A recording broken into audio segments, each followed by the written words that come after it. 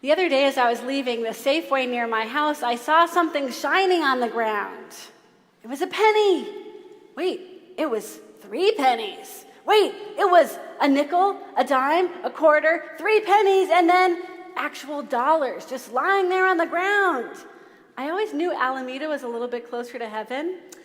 And here was my proof. The streets were paved with gold, or at least dollar bills. I picked up all the money, and I looked around for who might have dropped it, because it was a lot of money. I didn't see anybody at all, so I walked around the corner of Safeway, and there was an elderly woman making her way with a walker, pretty slowly. Rushing over, I showed her the bounty, and I asked if maybe she was the one who had dropped it. She checked her fanny pack, and sure enough, it was wide open, and there were receipts and more dollar bills falling out. "Sure does seem like it's mine," she said, cheerfully, and she took it from my hand. I said with some surprise, "You don't seem very anxious about dropping all your money." She laughed loudly, and she said, "Well, I can't take it with me, can I?" And she shuffled off into the sunshine. I half expected her to be raptured right in front of my eyes, just to get lighter and lighter and drift away. Jesus said, "You are the light of the world." There are people like my elderly neighbor who make this true. They seem like they're already part of heaven, holding things loosely, open-handed, light-hearted, like so many helium balloons headed straight up. Others of us struggle with being bound and heavy, especially in these dim days. Our souls are like gloomy mansions, and we trudge through the rooms afraid of the dark, trying to turn on electric lights in front of us because we can't see what's ahead and we're scared. How have we come to live in such darkness when Jesus said, "We are the light of the world"? Let me remind you, we know this, but we need reminding, that all this talking about darkness and light as spiritual forces has nothing to do with melanin, right? Whether we're pale-faced or rosy or brown or luminously dark-skinned, we are all like Jesus. We are lit from within. Because Jesus didn't say, "You should be the light of the world." He didn't say, "One of these days, if you work really hard, you might become the light of the world." Jesus said in John's gospel, "I am the light of the world." And then in Matthew's, "You are the light of the world." So he's saying, we are like him. We are already the light of the world. But we forget this. We can't see our own faces, and we can't always see things as they really are. The mystic Thomas Merton, one day standing on the corner of 4th and Walnut in downtown Louisville, was overwhelmed by the fact of Jesus' statement. He said, "There is no way of telling people that they are all walking around shining like the sun." It's natural that we would forget. It's hard and scary in here. Sadness and irritation and fear and anger overtake us. They hide our light under a bushel.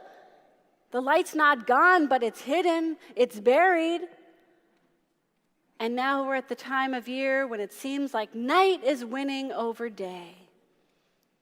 We think we can control the light by changing the clocks. We even put daylight savings on the ballot this year.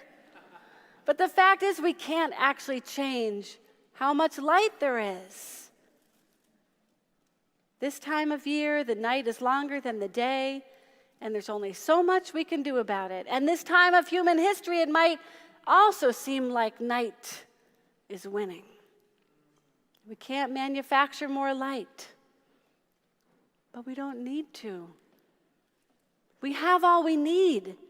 Because no matter how things seem, we are made of light. You know how every green growing thing on the earth is made of just 3 ingredients: air, water, and sunlight. That means the kale salad you ate for lunch yesterday was sunlight. And Bree's communion bread that you will pop in your mouth at the end of church today, and the grape juice you will dip into, they are also sunlight, converted into a more convenient form for eating on the go. And the hamburger you will eat for dinner tonight was once cattle feed, and before that it was. So you see, we're made of light. All we really are is sunlight on the move. We're traveling light. And Jesus said we have this light, we are this light for a purpose. We shine this light before others to remind them, to reflect to them that they are light too. They may be inspired by our goodness, our optimism, our generosity, our resilience, our faith, our love, and our belief that God made everyone light. Amen, church? Amen. And so we do what light does. We guide others through the dark, like street lights at night. We warn of danger like a lighthouse near the rocks. We bring joy like Christmas lights on a tree, like a disco ball on a dance floor. We do this even when it's darkest, especially when it's darkest, because that's when our light shows up best.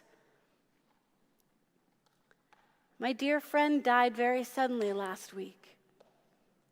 She was a person of light, a walking, talking sunbeam, and the best neighbor ever. She was getting her kids ready for school on a Monday morning. She was there, warm and loving and alive.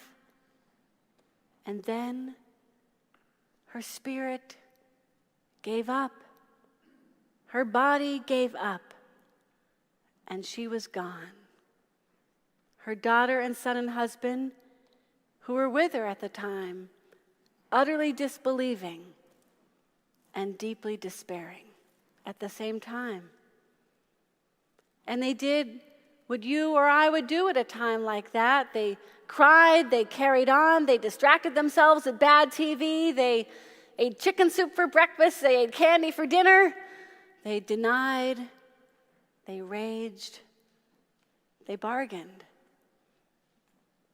And very occasionally, in the tiniest possible increments, they quietly felt the enormity of this loss, staring into the rest of their lives without Connie, staring into that particular dark abyss of the unknown, which is terrifying because anyone who has ever known a grief like that knows it feels like you will never shed the weight of it, feels like the pilot light in your soul has gone out. Except that we are made of light, and our pilot will never let the light go out all the way. If you're ever having trouble remembering that you are the light of the world, I urge you to spend time with very old people or very young ones, because they are particularly good at traveling light, at being traveling light. So one day last week, I took Connie's daughter and my daughter and their other best friend. We all went swimming. I said, let them be light, just for a few minutes. And the second their bodies hit the water, they decided they were the reincarnation of Donna and the Dynamos from the movie Mamma Mia. And they choreographed an extended synchronized disco swimming routine, which they performed for thousands of screaming fans, by which I mean me. They were light, and it was good. Amen.